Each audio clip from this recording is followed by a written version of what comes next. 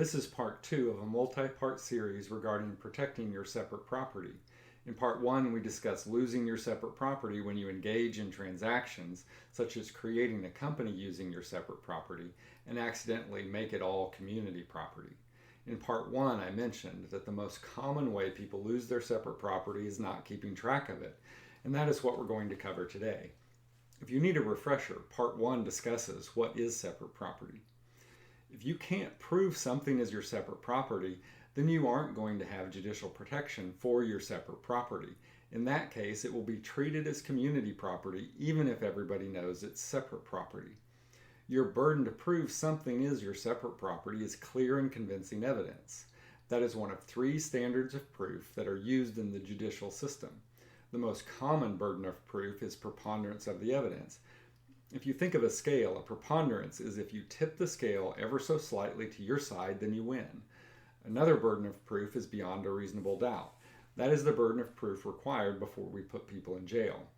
You don't have to prove something is your separate property beyond a reasonable doubt, but the closer you can get to that standard, the better. The standard of proof for proving something is your separate property is clear and convincing evidence, which is somewhere between preponderance and beyond a reasonable doubt.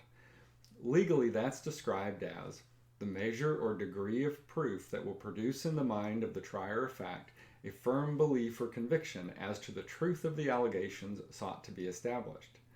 That probably doesn't provide a lot of guidance for most people and isn't very helpful in day-to-day life.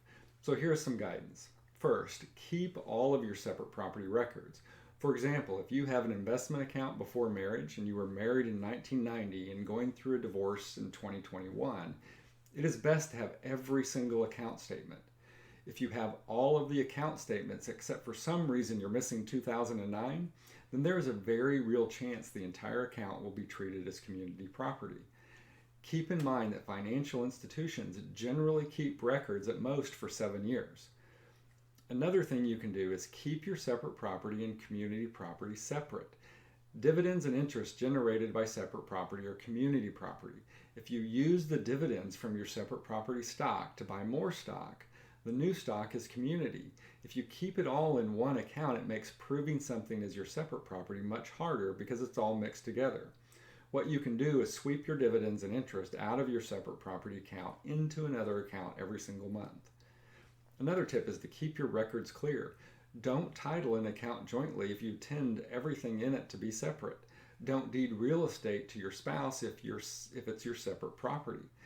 Sometimes when refinancing secured debt on real estate, when you're at a closing, you're handed a stack of documents and there's a deed to both you and your spouse in the stack. Even if you were told it's just standard, don't change the title unless that is what you are really intending to do. Finally, document things as you go over the course of your marriage. Have open and healthy conversations with your spouse about your entire financial situation, including what is your separate property and what is community property. Those are just some very basic tips about what you can do to keep track of your separate property. Where most people fail is that they just simply don't keep the paper or electronic records, especially over a long marriage, and so their separate property is simply lost because they can't meet their burden of proof of clear and convincing evidence. In addition to keeping good and complete records, keeping your separate property segregated and not commingled, and keeping title to your separate property in just your name. As mentioned in part 1, you can get a marital property agreement to put in writing exactly what you and your spouse expect to be separate property and what you expect to be community property.